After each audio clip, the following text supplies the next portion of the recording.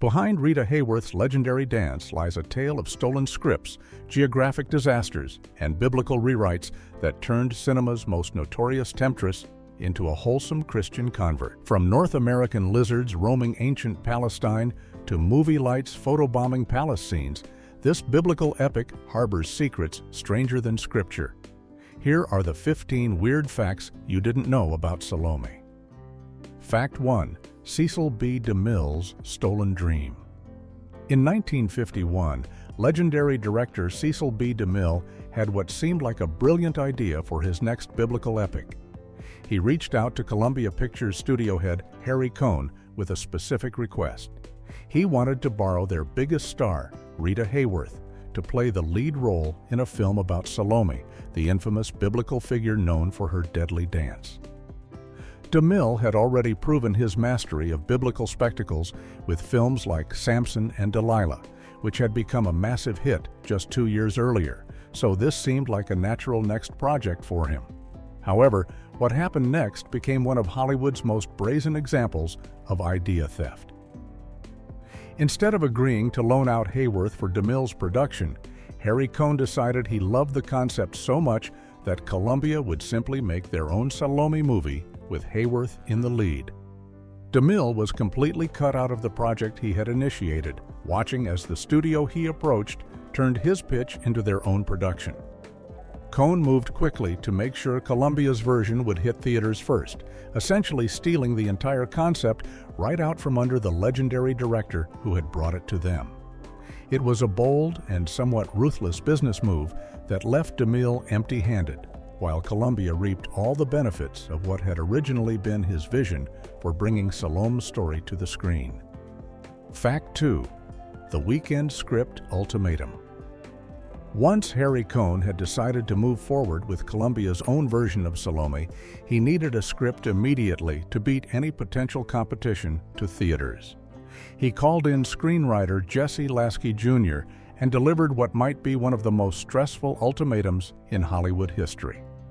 Lasky had exactly 1 weekend to come up with a complete story treatment for the movie, or he would be fired from the project entirely. This meant the writer had roughly 48 hours, from Friday evening to Monday morning, to create a workable narrative for an entire biblical epic. Lasky worked frantically through Saturday and Sunday, likely with very little sleep, to meet Cohn's impossible deadline. By the time Monday arrived, he had somehow managed to produce a 50-page treatment that outlined the complete story of Salome from beginning to end. This rushed document, created under extreme pressure in just 2 days, became the actual foundation for the screenplay that Harry Kleiner would later develop into the final shooting script. The fact that such a major Hollywood production, which would eventually star Rita Hayworth and feature elaborate sets, costumes, and the famous Dance of the Seven Veils, was based on a treatment written in a single panic-filled weekend shows just how quickly studio executives expected their writers to deliver in the early 1950s. Fact 3. The Heroine Who Shouldn't Be. In the original biblical story, Salome is one of history's most notorious villains, a seductive dancer who performed for her stepfather, King Herod, and then demanded the head of John the Baptist on a platter as her reward. For centuries, she had been portrayed in art and literature as the ultimate femme fatale, a symbol of dangerous sexuality and moral corruption. However, Columbia Pictures faced a major problem when they decided to make this film. Rita Hayworth was their biggest box office star, and the studio simply could not allow her to play an outright villain in the early 1950s when her wholesome image was carefully cultivated. The solution was to completely rewrite the entire second half of the movie to transform Salome from a wicked temptress into a sympathetic heroine. In this version, Salome actually converts to Christianity and falls in love with a Roman soldier who is also a secret Christian.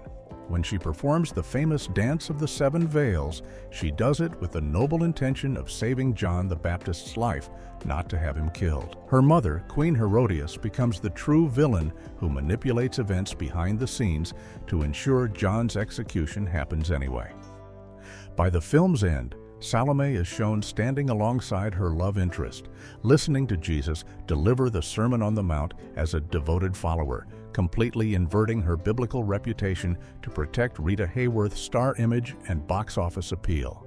Fact 4. The Gila monster geography fail, one of the most glaring mistakes in Salome, involves a creature that has absolutely no business being anywhere near ancient Palestine. In a scene meant to show the heroic nature of Commander Claudius, he dramatically saves Princess Salome from what the film identifies as a Gila monster, a venomous lizard that appears to be threatening her in the desert landscape of the Holy Land. The problem is that Gila monsters are found exclusively in the southwestern United States and northwestern Mexico, primarily in desert regions of Arizona, Nevada, Utah, and parts of California. These distinctive orange and black patterned lizards have never existed naturally in the Middle East, making their appearance in first-century Galilee completely impossible. The Gila monster is one of only a few venomous lizard species in the world, which probably made it seem like an exotic and dangerous creature perfect for a dramatic rescue scene.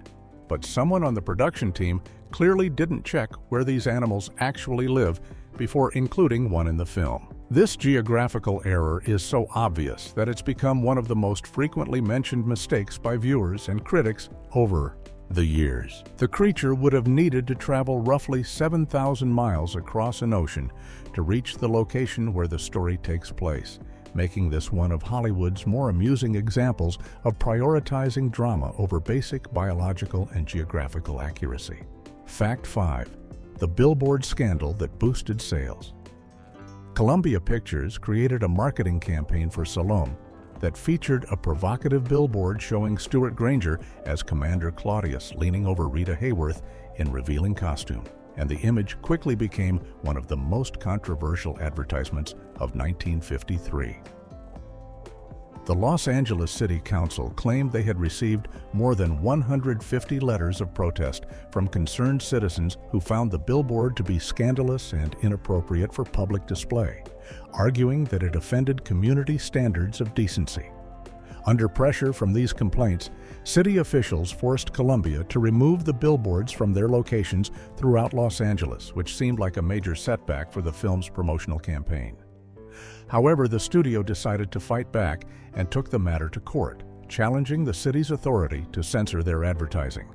The legal case attracted significant media attention and newspaper coverage, turning what might have been a local dispute into a story that was followed across the country. When the court finally issued its ruling, the judge dismissed the case entirely, stating that public morals were not shocked by the advertisement and that the city council had overreacted to the imagery.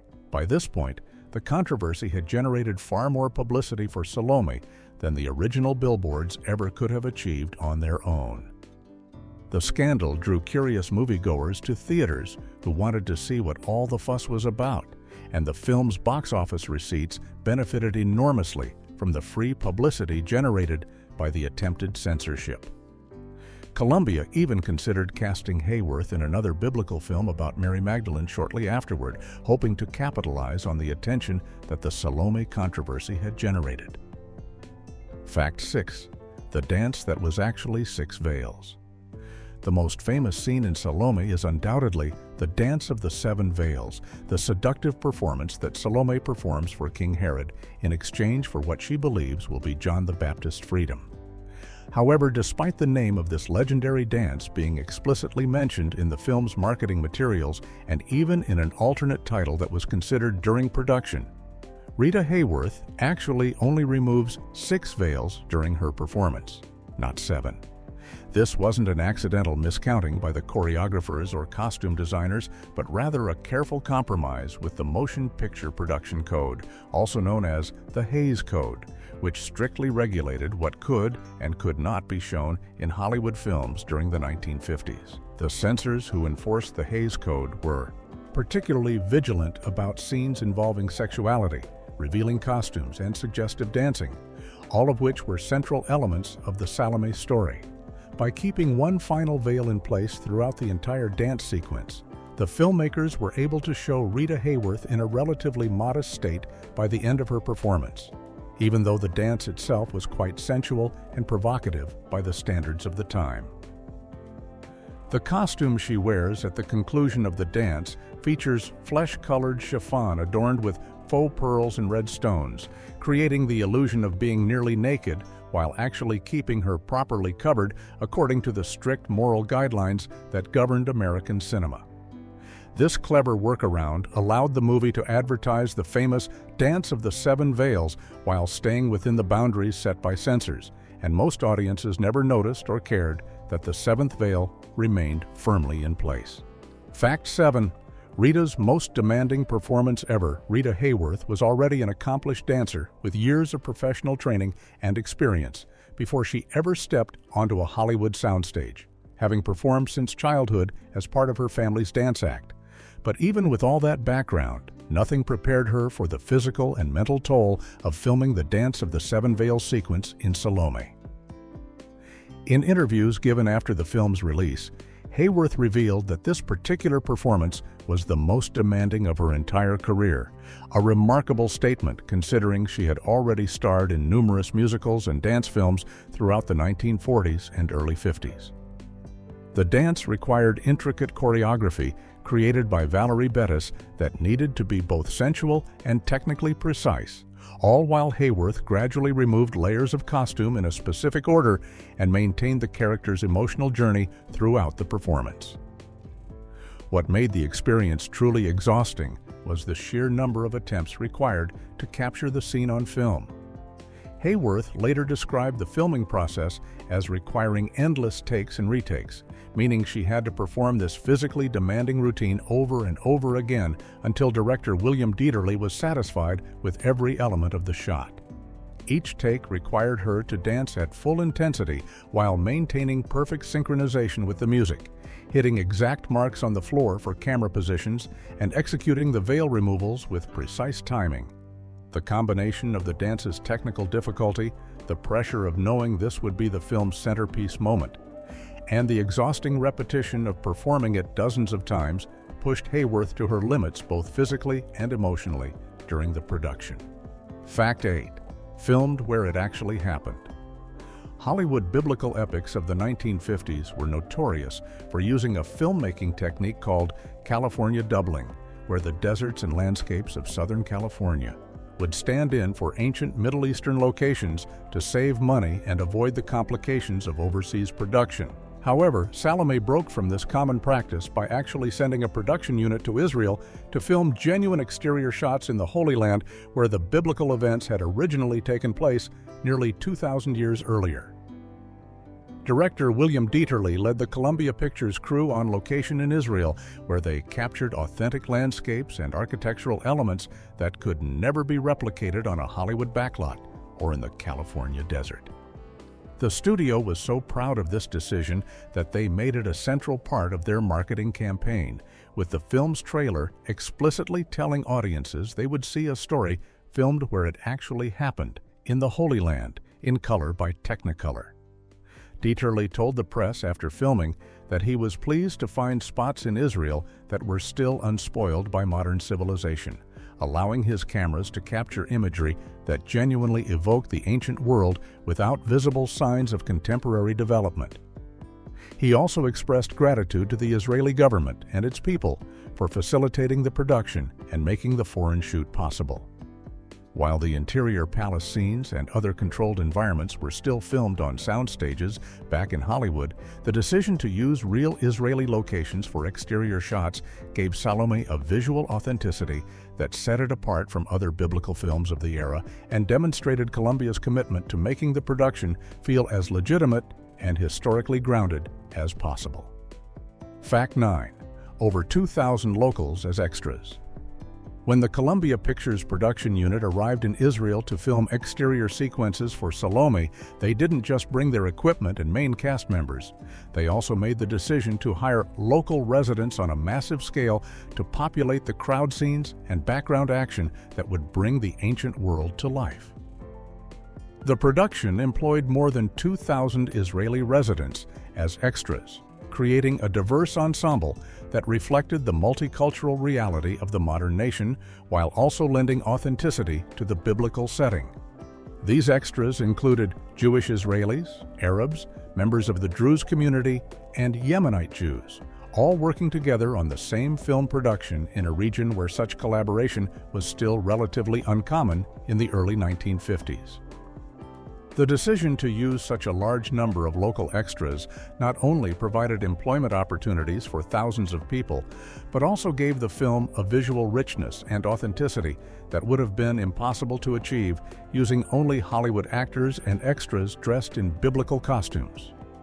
Perhaps even more remarkably, the production team went beyond just hiring background extras and actually cast 2 Israeli actors in significant speaking roles within the film.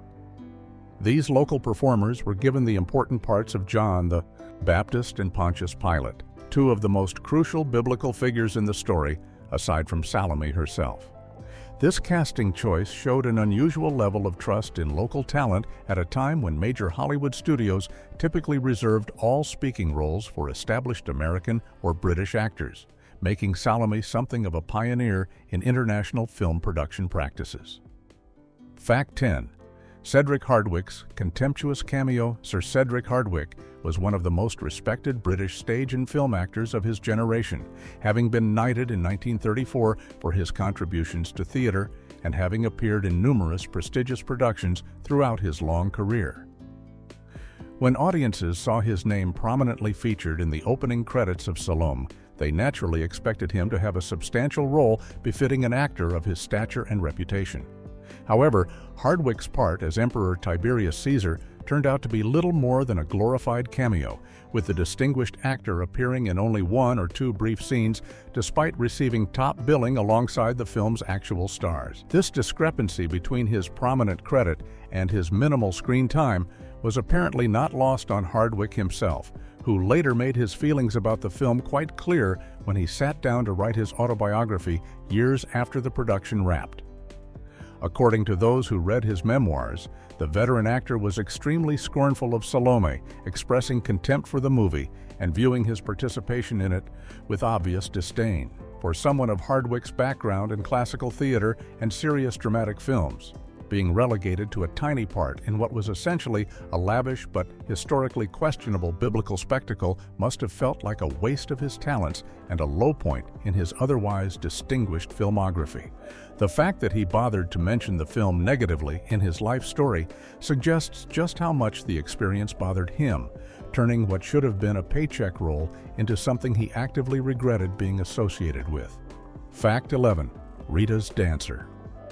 Father connection. Rita Hayworth's ability to execute the complex choreography required for Salome wasn't simply the result of Hollywood dance training or natural talent, but rather the culmination of decades of intensive instruction that began when she was barely old enough to walk. Her father, Eduardo Cancino, was a renowned Spanish flamenco dancer who came from a famous family of performers, with his own father, Antonio Cancino, having been one of the most celebrated exponents of classical Spanish dance in his era.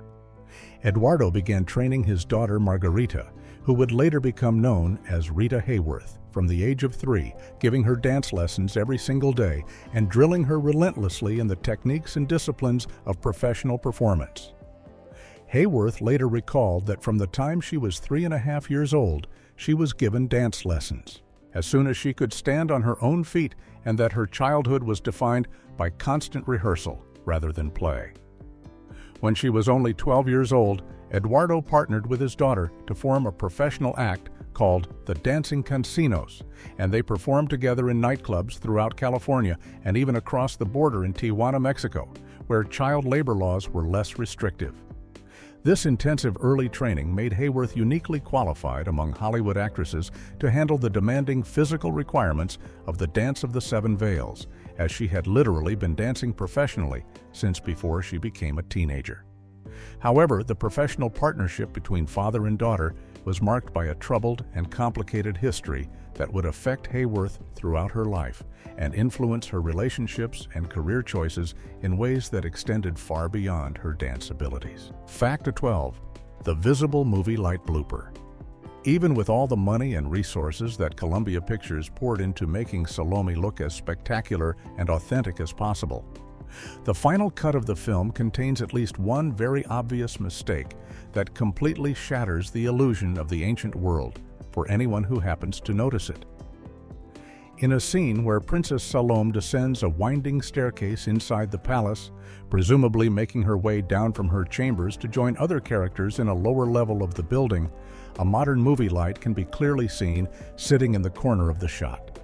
This piece of 20th century film equipment, which would have been used by the cinematography crew to properly illuminate the actress and the set during filming, somehow made it through the entire production process without anyone catching the error and removing it from the frame. The mistake is particularly jarring because the rest of the scene is carefully designed to transport viewers back to the time of King Herod and ancient Galilee, with elaborate costumes, detailed set decoration, and architectural elements, all working together to create a convincing historical atmosphere. The presence of an electric lighting instrument sitting visible on camera completely undermines that careful work and serves as an unintentional reminder that everything audiences are watching was filmed on a Hollywood soundstage rather than in an actual ancient palace. This type of production blooper was more common in the era before home video and high-definition transfers allowed viewers to pause and examine every frame of a movie in detail. But it still represents a significant oversight by the director, cinematographer, and editing team who should have noticed the modern equipment intruding into their carefully constructed biblical world. Fact 13. Horses with impossible equipment. Throughout Salome, Roman soldiers and other characters can be seen riding horses as they travel across the landscapes of ancient Galilee and conduct their military business, which makes perfect historical sense since horses were indeed an important part of transportation and warfare in the 1st century. However, a careful look at these mounted scenes reveals a significant anachronism that the production team apparently overlooked during filming. The Roman horses are equipped with stirrups, the metal or leather loops that hang down from a saddle and allow riders to place their feet in them for better balance and control. The problem is that stirrups did not exist anywhere in the Roman Empire during the reign of Emperor Tiberius, which is when this story takes place. Historical evidence indicates that stirrups were invented centuries later, likely in Asia, and didn't become common in Europe until well into the medieval period, hundreds of years after the time of Christ. Roman cavalry soldiers and civilian riders of the 1st century had to rely on their leg strength, balance, and horsemanship skills alone to stay mounted, using only saddles or sometimes riding bareback without any foot support whatsoever. The inclusion of stirrups in Salome is understandable from a practical filmmaking perspective, since riding without them is genuinely difficult and potentially dangerous for actors and stunt performers who need to execute complex maneuvers on camera, but it represents a clear historical inaccuracy that slipped past the costume designers, prop masters, and historical consultants who should have caught such an obvious error before filming began. This type of anachronism is quite common in historical films from this era, when attention to such specific details was often sacrificed for practicality and safety. Fact 14. The last Beckworth production.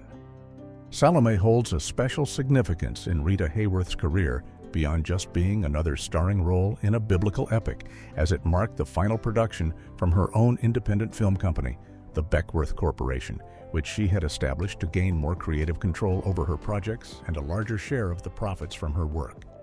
During the 1940s and early 50s, it was relatively unusual for actors, especially female stars, to form their own production companies and attempt to operate outside the traditional studio system that dominated Hollywood, making Hayworth's venture into independent filmmaking a bold and ambitious move for its time. The Beckworth Corporation was named as a combination of her professional name Hayworth and her married name Beck from her marriage to Prince Ali Khan. And it gave her the opportunity to serve as a producer on her own films, rather than simply being an employee of Columbia Pictures or another major studio. However, maintaining an independent production company while also serving as the star of expensive, large-scale films proved to be an enormous challenge both financially and logistically, especially when dealing with a project as complex and costly as Salome, with its location shooting, elaborate sets, extensive costume, requirements, and massive cast of extras. After Salome completed production and was released to theaters in 1953, the Beckworth Corporation ceased operations and never produced another film, bringing an end to Hayworth's brief experiment with controlling her own career through independent production. She would continue acting in films throughout the rest of the 1950s and into the following decades, but always under contract to studios or as a hired actress, rather than as a producer with ownership of her projects. Fact 15. Britain wasn't Roman.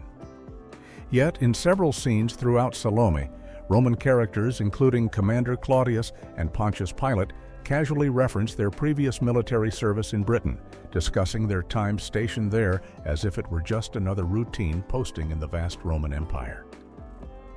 These references are meant to establish the characters as experienced soldiers who have served in distant and challenging territories, adding depth to their backgrounds and explaining their worldly perspectives on the political and religious conflicts unfolding in Galilee.